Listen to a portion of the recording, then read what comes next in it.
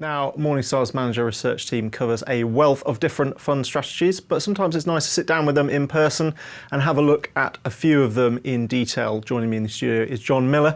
John, thanks for being here.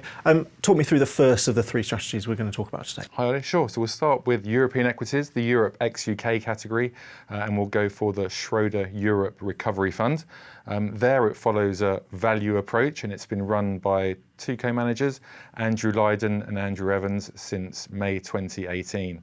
Now, what they're looking for with their value approach is looking to find companies trading at significant discounts to what they perceive to be their fair value. So they've got some screens to filter the universe, then they do more rigorous work on balance sheet analysis and future company prospects. Now, when you look at the portfolio, it's very different to the index. So there's sector deviations that can be high. The market cap profile can move up and down depending on what opportunities they see. If we look at the performance profile, it's fitted in with what we'd anticipate. So during the sell-off for COVID 2020, it fell a lot, but then it bounced back sharply with names from like the energy and financials bank sector working well for them. So overall, it's a volatile profile, but we see some positives, and it's got a Morningstar analyst rating of bronze. Fantastic. Sounds very Morningstar. And fund number two. Yeah, we're going to look at emerging markets here. So the Polar Capital Emerging Markets Stars Fund. That was launched in June 2018, and the lead manager, Jory Nordica, he came from a previous company, brought some of his team with him, and he's maintained his growth approach. So what they're looking for in the team, their starting point really is to look at industries and see where there's supply-demand imbalances that they think can stay over the long term.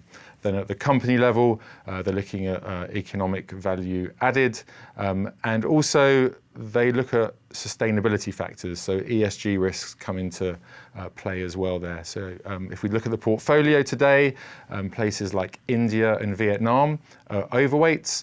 China is the largest underweight. Performance-wise, last year was a bit difficult for them, but the growth style didn't really work last year, so that's kind of in keeping with our expectations. And since the manager's taken on the fund actually sits in the top decile of its sector, and it holds a Morningstar medalist rating of silver. So not too bad at all things considered. And the final fund today. Sure. So the final fund, Lindsell Train Global Equity. There's a distinctive approach here where you've got the seasoned duo of Michael Lindsell and Nick Train at the helm, and Jamie Bullock is co-manager with them as well. So they've got a very niche area of the market they look at. And when I say niche, it's more about a small area they identify of strong franchises, quality businesses, cash generative, where they see strong long-term prospects, but at the same time, a lot of the companies have been around for decades. They think there's a kind of heritage around these companies, and that quality they think should endure, which should lead to outperformance and lower volatility than the market. So they do in-depth fundamental analysis, concentrated portfolio of around 30 stocks. If we look at the performance profile, in the early days of the fund, it was launched over a decade ago, performed very well, had a more difficult 2019 to 2021. If we look at what was happening there, underweights to US and tech, which really motored, were a hindrance to them, a headwind. And then last year, actually, they were nearly very top of the sector. So those aspects that hadn't been working came to the fore in terms of giving them outperformance. This year, some of those bits have reversed. It's been a bit trickier, but they've really stayed disciplined. There's very little turnover in this fund.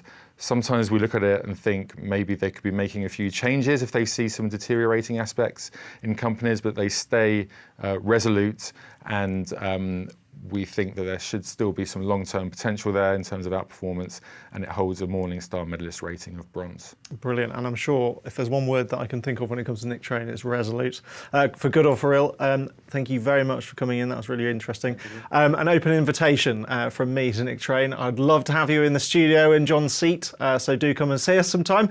In the meantime, if you're interested in any of our fund manager research, do check out any of our international editorial websites. That's morningstar.com and morningstar.co.uk. in the UK.